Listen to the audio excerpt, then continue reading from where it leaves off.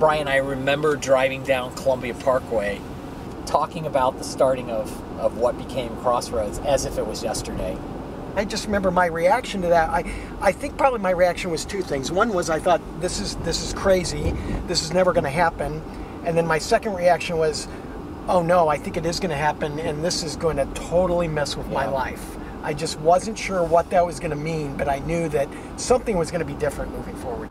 I know it sounds crazy, especially for a kid who grew up with a Catholic background and had no interest in church on any level, but Hyde Park needed a church like this. Our friends needed a church like this.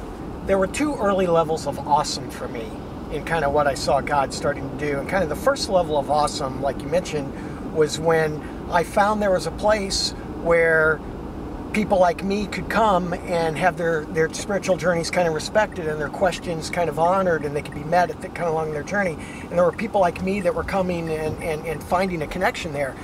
But then there became this whole second level of awesome when there were all these people not like me at all that were coming, and the only common denominator was they were all asking these questions that only God kind of had the answers to. And that was cool for me. If we had kind of our original 11 when we started Crossroads, but God, brought people that were so different. And when you started to look at then when there were like 30 of us, and then there were like 50, and then there were 100, and then there were 400, the only common denominator, it wasn't race, it wasn't gender, it wasn't economics, it wasn't where they grew up. The only common denominator was there were people that were just asking honest questions about God and trying to be real with each other about it. And I remember the original motto that we talked about was a real place for real people.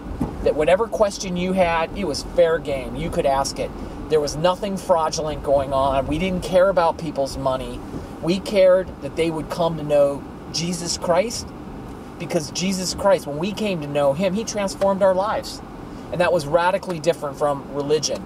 It was an incredible relationship opportunity, and we wanted to have our friends make that same relationship.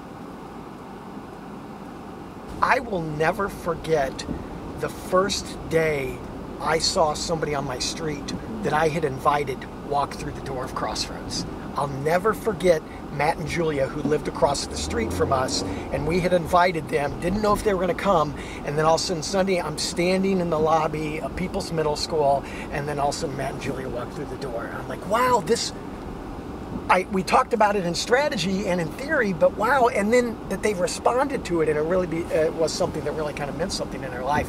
That, for me, that's the kind of things that all that other junk that you go through, when you see it having an impact on your friends, helping them answer their spiritual questions, when you see marriages being healed, when you see families coming together, when you see people, their hearts changing so they're helping care for the poor, all that, when you see that happening, that's the kind of fuel that will keep you going through all the other kind of craziness.